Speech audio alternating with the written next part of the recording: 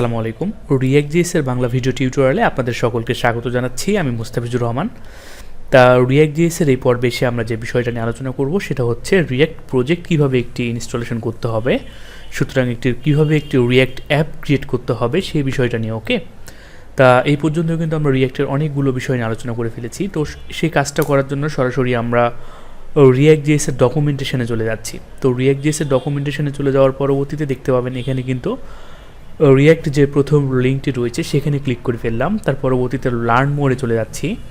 তো ডকুমেন্টেশন থেকে যদি আপনারা পড়ে বুঝতে পারেন তাহলে সব থেকে বেস্ট হবে, আর যদি না বুঝতে পারেন তাহলে কোনো সমস্যা নেই, আমি আপনাদেরকে সব কিছু ভেঙে দেওয়ার চেষ্টা করব। ওকে, তো সবার প্রথমে আমরা চলে যাব হচ্ছে কোথায় চলে যাব, এই যে লেফট সাইডে রয়েছে ইনস্টলেশন, তো সেখানে চলে যাচ্ছি। সেখানে চলে যাওয়ার পরবর্তীতে দেখতে পাচ্ছেন এখানে কি রয়েছে, স্টার্ট এ নিউ প্রজেক্ট। ওকে, তো স্টার্ট এ নিউ প্রজেক্ট আমরা কীভাবে করতে পারি, তো ইতিপূর্বে কিন্তু আমরা হচ্ছে ক্রিয়েট রিঅ্যাক্ট অ্যাপ এই কমান্ডটি লিখে সরাসরি আমরা রিঅ্যাক্ট.js একটি অ্যাপ তৈরি করতে পারতাম, বাট এইটাকে রিমুভ করে দেওয়া হয়েছে। লাটেস্ট আপডেট যে ডকুমেন্টেশনটি রয়েছে, সর্বশেষ যেটা আপডেট হয়েছে যে ডকুমেন্টেশন, এই ডকুমেন্টেশনে সেই পূর্বের কমান্ডটিকে ডিলিট করে দেওয়া হয়েছে বা রিমুভ করা হয়েছে। তাহলে এখন আমরা কি করতে পারি, এখন আমরা হয়তো ফ্রেমওয়ার্ক সহ আমরা একটি রিঅ্যাক্ট প্র্যাকটিসের জন্য ইনস্টলেশন করতে পারি, যেমন এখানে রয়েছে নেক্সট.js। ওকে, তো এটাকে সহকারে কি বলেছে, নেক্সট.js is a full stack react framework. লক্ষ্য করে দেখেন, তাহলে এখন আমরা যদি এই কমান্ডটাকে লিখে যদি আমরা সরাসরি আমাদের যে নোটপ্যাড রয়েছে, আমাদের ভিএস কোড রয়েছে, সেখানে যদি আমরা হিট করি তাহলে আমাদের কি হবে, একটি নেক্সট.js প্রজেক্ট সেট আপ হয়ে যাবে। বাট সেটা আমরা চাচ্ছি না, কেননা একদমই যেহেতু আমরা বিগিনার, তাহলে আমরা কোনটাকে ফলো করব। ওকে, তাহলে এখানে দেখতে পাচ্ছেন কিন্তু নেক্সট.js রয়েছে, তার পাশাপাশি একটু নিচে দেখবেন রেমিক্স রয়েছে। হ্যাঁ, তো তার পাশাপাশি যদি আমরা একটু স্ক্রল করতে করতে নিচে চলে আসি তাহলে দেখতে পাচ্ছেন এইখানে শো ডিটেলস নামে আমি কিন্তু একটি অপশান দেখতে পাচ্ছি। তার ঠিক হেডিংয়ে লেখা রয়েছে can I use react without a framework. Okay, তাহলে আমরা কীভাবে রিঅ্যাক্ট ইউজ করতে পারি যে কোনো ফ্রেমওয়ার্ক ছাড়া, তাহলে এই যে শো ডিটেলস যেটা দেখতে পাচ্ছেন সেইখানে যদি আমরা ক্লিক করি, সেইখানে ক্লিক করার পরবর্তীতে ঠিক একটু নিচে চলে আসবেন। নিচে চলে আসার পর দেখতে পাচ্ছেন ভিট রয়েছে আর পার্সেল রয়েছে। তো এই দুইটা ইউজ করে কিন্তু অ্যাকচুয়ালি আমরা দুইটার মধ্যে যে কোনো একটি ইউজ করে রিঅ্যাক্ট আমরা ইনস্টলেশন করতে পারবো, অর্থাৎ একটি অ্যাপ তৈরি করতে পারবো। বাট এখানে একটি বিষয় রয়েছে, কি বিষয়, সেই বিষয়টি হচ্ছে আমরা রিঅ্যাক্টের ফ্রেমওয়ার্ক ছাড়া জাস্ট যেহেতু আমরা বিগিনার, আমি আবারও আপনাদের সঙ্গে রিপিট করছি, যেহেতু আমরা বিগিনার, তাহলে সেই বিগিনার হওয়ার জন্যই কিন্তু ভিট অথবা পার্সেল ইউজ করে আমরা কি করব, একটি রিঅ্যাক্ট অ্যাপ তৈরি করব। তাহলে সেজন্য আমরা সরাসরি ভিটের ডকুমেন্টেশনে চলে যাচ্ছি। আপনারা যদি এখানে ক্লিক করেন তাহলে সরাসরি আপনাকে ভিটের ডকুমেন্টেশনে নিয়ে চলে যাবে। তো সেই ডকুমেন্টেশনে কীভাবে ইনস্টলেশন করতে হবে, জাস্ট আমরা যদি এখান থেকে গেট স্টার্টে চলে যাই তাহলে সেটা আমরা করতে পারবো। ওকে, তো কোনোই টেনশন নেওয়ার বা কোনোই প্যারা নেওয়ার আসলে প্রয়োজন নেই। তার পাশাপাশি এখন আমরা কি করব, ঠিক একটু নিচে যদি আমরা চলে আসি তাহলে এখান থেকে দেখতে পাবেন আমাদের এই যে কমান্ড দেওয়া রয়েছে। ওকে, তো উইথ npm রাইট, তাহলে এইখান থেকে যদি আমরা এটাকে সরাসরি কপি করে নিয়ে যাই, কি বলেছে, npm ক্রিয়েট ভিট অ্যাড্রেস লাটেস্ট। তাহলে এই কমান্ডটাকে যদি আমরা সরাসরি এখান থেকে কপি করে নিই, ওকে, সঙ্গে কপি করে নেওয়ার পরে আমরা আরেকটি কাজ করতে যাচ্ছি, সেটা হলো চলে যাচ্ছি আমরা আমাদের ডেস্কটপে। সেখানে চলে যাওয়ার পর একটি ফোল্ডার ক্রিয়েট করে নিব, যে ফোল্ডারটা আমরা নাম দিব রিঅ্যাক্ট.js। ওকে, তো সেই ফোল্ডারের নামটা আমরা কি দিলাম, রিঅ্যাক্ট.js। তো সেই ফোল্ডারটাকে নিয়ে এসে আমি ভিএস কোডে, আমার কাঙ্ক্ষিত ভিএস কোডে আমি ছেড়ে দেব। পারফেক্ট, তো এইগুলো কাজ আপনারা পারবেন আমি আশা করি, কীভাবে ইনস্টলেশন করতে হবে। তার পাশাপাশি এখন আমরা চলে যাব সরাসরি টার্মিনালে। তো একটি টার্মিনাল আমরা এখান থেকে ওপেন করে নিচ্ছি। ওকে, পারফেক্ট, তো সরাসরি নিউ টার্মিনালটাকে আমরা ওপেন করে নিলাম সেই ফোল্ডারের এগেনস্টে। এখন যদি আমরা কাঙ্ক্ষিত যে কমান্ডটা নিয়ে এসেছিলাম সেটাকে যদি আমরা পেস্ট করে দিই তাহলে দেখতে পাচ্ছেন যে npm create তার পাশাপাশি ভিট অ্যাড্রেস লাটেস্ট। ওকে, এবার যদি সরাসরি আমরা হিট ইন্টার করি তাহলে সেটা কিন্তু আমাদের ইনস্টলেশন হওয়া শুরু করবে। বাট আমরা কিন্তু এখনই ইনস্টল হওয়ার পরেই কিন্তু আমরা রান করতে পারবো না, কারণ আমাদের আরও বেশ কিছু প্রসেস ফলো করতে হবে। তো এখানে কিন্তু প্রজেক্ট নেম দিতে বলতেছে। ওকে, তো আমি এখান থেকে বলে দিলাম মাই অ্যাপ। তো আপনি এখানে যে কোনো নাম ইউজ করতে পারেন।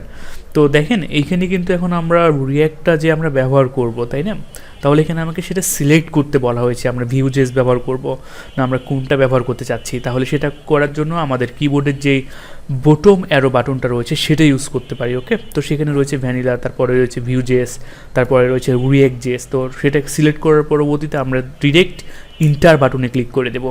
তো এইখানে আমরা কি করতে পারি, টাইপ স্ক্রিপ্ট রয়েছে, টাইপ স্ক্রিপ্টের সঙ্গে SWC রয়েছে, তার পাশাপাশি কিন্তু জাভা স্ক্রিপ্ট রয়েছে, জাভা স্ক্রিপ্টের সঙ্গে আবার SWC রয়েছে। তাহলে কিন্তু এই যে সর্বশেষে যেটা দেখতে পাচ্ছেন জাভা স্ক্রিপ্ট প্লাস SWC, কিন্তু এইটা সব থেকে ফাস্ট। হ্যাঁ, তাহলে আমরা কোনটা ইউজ করব, আমরা যেহেতু বিগিনার তাহলে আমরা কিন্তু জাভা স্ক্রিপ্ট দিয়ে প্র্যাকটিস করব। আসলে আমরা কোনটা নিয়ে কাজটা করতে যাচ্ছি, অর্থাৎ ভিট প্রজেক্ট ক্রিয়েট করতে চাচ্ছি। তাহলে এখন আমাদের যেটা করতে হবে, সরাসরি আমাদের অ্যারো বাটন ক্লিক করে আবারও কিবোর্ডের যে অ্যারো বাটন রয়েছে সেটাতে আমরা সিলেক্ট করে নিব, জাভা স্ক্রিপ্ট আন্ডারস্কোর চলে এসেছে, তাই না? তার পাশাপাশি আমরা আবারও এন্টার বাটন ক্লিক করে নিচ্ছি। তো এই যে দেখতে পাচ্ছেন এইখানে আমাকে 3টা কমান্ড দিয়ে দিয়েছে, সুতরাং সিডি মাই অ্যাপের মধ্যে প্রবেশ করতে হবে। তার পাশাপাশি এখন কিন্তু npm ইনস্টল চলে এসেছে, এবং তার পাশাপাশি কী করতে হবে, npm রান ডেভ করতে হবে। তো সেটা করার পূর্বে অবশ্যই আমাদের যেইগুলো ফাইল ফোল্ডার রয়েছে সেই সমস্ত বিষয় নিয়ে আপনাদের সঙ্গে একটু আলোচনা করতে চাই।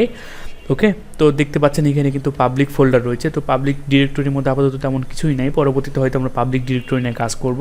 তার পাশাপাশি কিন্তু এখানে সোর্স ফোল্ডার রয়েছে, সোর্স ফোল্ডারের মধ্যে কিন্তু অ্যাসেট ফোল্ডার রয়েছে।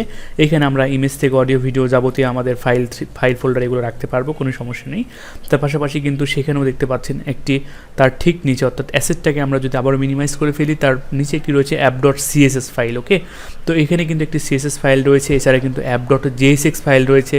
তো JSX এবং JS কী কাজ করবে, আমরা কীভাবে JSX ফাইল ক্রিয়েট করতে পারি, সে সমস্ত বিষয় নিয়েও কিন্তু অ্যাকচুয়ালি আমরা আলোচনা করব। এবং দেখতে পাচ্ছেন এখানে কিন্তু index.css নামে একটি ফাইল রয়েছে, এবং main.jsx নামে একটি ফাইল রয়েছে। তো এই যে SRC যে ফোল্ডারটি দেখতে পাচ্ছেন, অর্থাৎ সোর্স নামে যে ফোল্ডারটি, এই ফোল্ডারটি কিন্তু নিয়ে আমরা কাজ করব। ওকে, তো এই ফোল্ডারটাই কিন্তু সব থেকে গুরুত্বপূর্ণ একটি ফোল্ডার বলা যায়। আমাদের যে সমস্ত JSX ফাইল বা JS ফাইল যেগুলোই তৈরি করি না কেন, আমাদের কিন্তু এই ফোল্ডারে ক্রিয়েট করতে হবে। ওকে, তার পাশাপাশি কিন্তু দেখতে পাচ্ছেন index.html রয়েছে। তো index.html এর কাজটা অ্যাকচুয়ালি কী করবে, আমরা যদি একটু নিচে চলে যাই, ওকে, তাহলে দেখতে পাচ্ছেন এটাকে মিনিমাইজ করে নিই। আমরা যদি index.html ফাইলটাকে ওপেন করি, তাহলে দেখতে পাচ্ছেন এখান থেকে কিন্তু একটি আইডি দেওয়া রয়েছে, আর সেটার আইডি নামটা কি দেওয়া আছে, রুট রয়েছে। আমাদের React.js যতগুলো প্রজেক্ট ক্রিয়েট করবো না কেন, বাই ডিফল্টভাবে কিন্তু এই আইডির এগেইনস্টে, অর্থাৎ এইখানে এসে কিন্তু রান হওয়া শুরু করবে। তো আশা করি আপনাদের সকলকে বিষয়টা বোঝাতে পেরেছি। তার পাশাপাশি দেখতে পাচ্ছেন এইটা কি করা রয়েছে, টাইপ মডিউল করা রয়েছে, এবং সোর্স main.jsx এর সঙ্গে লিঙ্ক আপ করা রয়েছে। ওকে, তো main.jsx ফাইলে যদি আমরা সরাসরি চলে যাই, তাহলে এখানে দেখতে পাচ্ছেন যে আমাদের একটি অ্যাপ কম্পোনেন্টকে লোড করানো হয়েছে। তাহলে অ্যাপ কম্পোনেন্ট আসলে কী বিষয়, সেগুলো নিয়ে আমি আস্তে আস্তে আপনাদের সঙ্গে আলোচনা করব। বা আমি যদি সরাসরি app.jsx এর মধ্যে চলে যাই, তাহলে আপনারা বিষয়টা আরও ভালোভাবে বুঝতে পারবেন। ওকে, তো app.jsx এর মধ্যে কিন্তু অনেক কিছু রয়েছে। আমরা যখন একটি রিঅ্যাক্ট প্রজেক্ট ক্রিয়েট করব, সুতরাং আমরা যখন এই সমস্ত কমান্ডগুলো লিখে যখন রান করব, তখন দেখতে পাবেন বাই ডিফল্টভাবে কিন্তু একটি ইউজার ইন্টারফেস শো করবে, আর সেগুলো কিন্তু এই app.jsx-টাকে লোড করিয়েছে আমাদের main.jsx থেকে। ওকে, তো সেগুলো নিয়ে কোনোই হতাশ হওয়ার কারণ নেই, আমি যাবতীয় বিষয়গুলো আপনাদের সঙ্গে আলোচনা করব, কোনো সমস্যা নেই। তার পাশাপাশি দেখতে পাচ্ছেন এখানে কিন্তু package.json নামে একটা ফাইল রয়েছে। তো সেগুলো কিন্তু ডিপেন্ডেন্সি এখানে কিন্তু অটোমেটিক চলে এসেছে আমাদের। ওকে, সে সমস্ত কমান্ড দেওয়ার পর থেকে।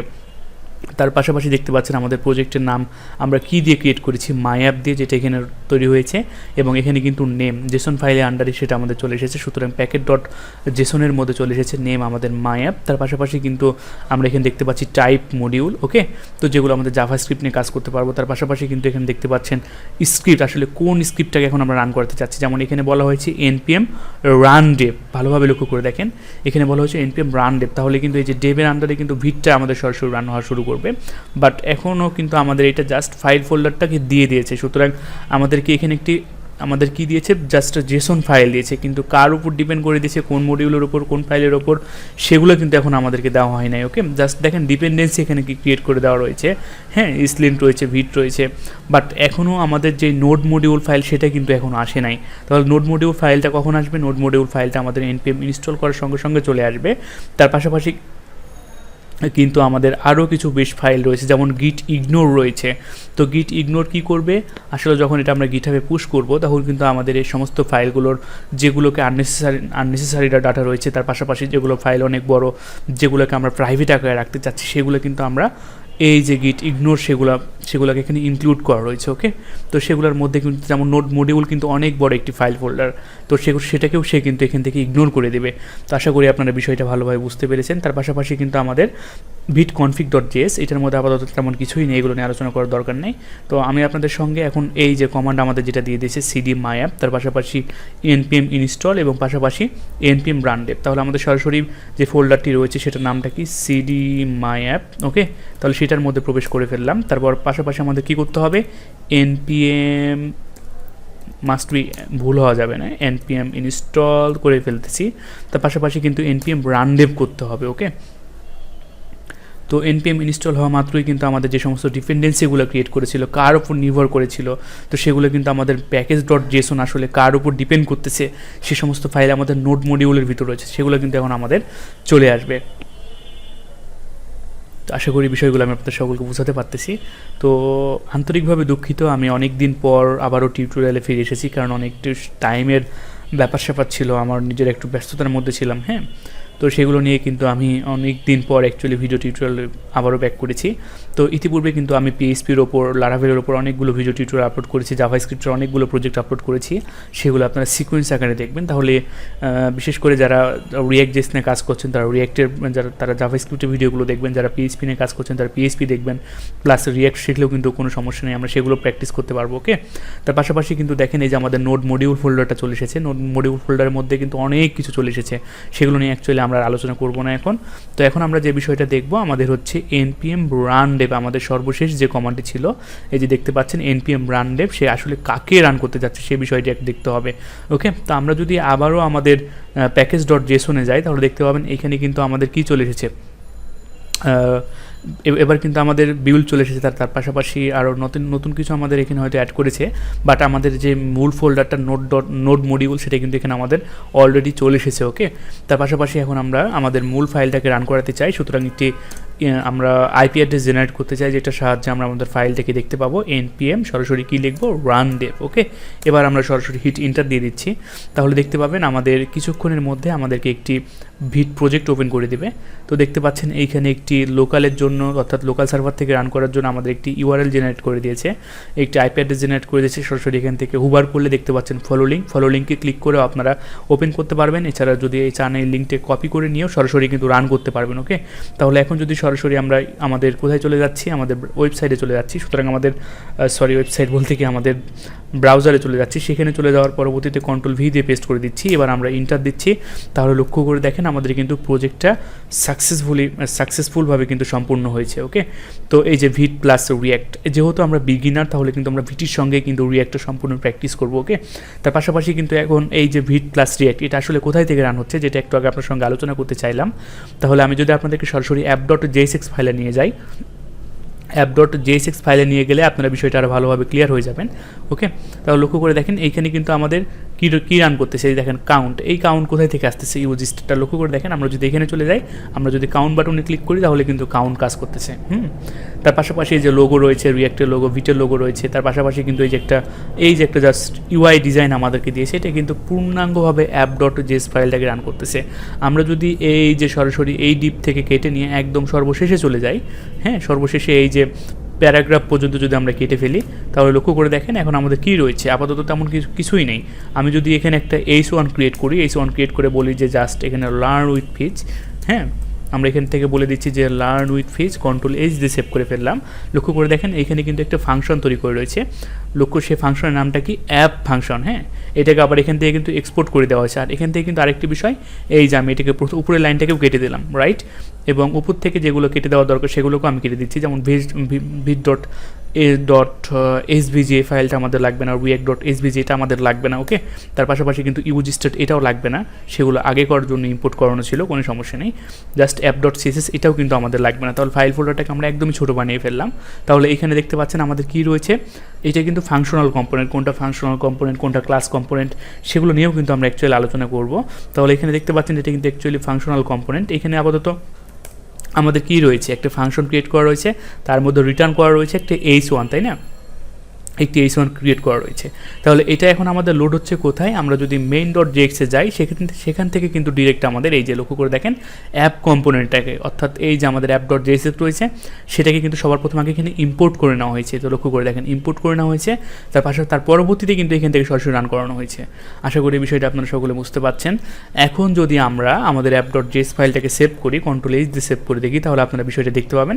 জাস্ট এখন রয়েছে কি আমাদের লার্ন উইথ ফিচ। হ্যাঁ, যেহেতু আমরা সিএসএসটাকে রিমুভ করে দিয়েছি সেজন্য কিন্তু এটা আমাদের মিডলে চলে এসেছে, কোনো সমস্যা নেই। তাহলে এখন আমাদের কি চলে আসলো? আমাদের লার্ন উইথ ফিচ চলে আসলো। তাহলে এই যে আমাদের কিভাবে কাজগুলো হবে, কিভাবে আমরা ফাংশনাল কম্পোনেন্ট ক্রিয়েট করতে পারি, হ্যাঁ, পেজ ক্রিয়েট করতে পারি, আমরা যাবতীয় সব কিছু আমরা আলোচনা করব। তো আশা করি কীভাবে আমরা একটি রিঅ্যাক্ট অ্যাপ তৈরি করতে পারি আমাদের ভিট ইউজ করে, সেটা আমি আপনাদের সকলকে বোঝাতে পেরেছি। তার পাশাপাশি কিন্তু ফাইল ফোল্ডার দেখে আপনাদের আতঙ্কিত হওয়ার কোনো কিছুই নাই। আমি আপনাদের সঙ্গে আস্তে আস্তে যখন যেটা প্রয়োজন সেগুলো নিয়ে আমি আলোচনা করব। ধন্যবাদ সকলকে।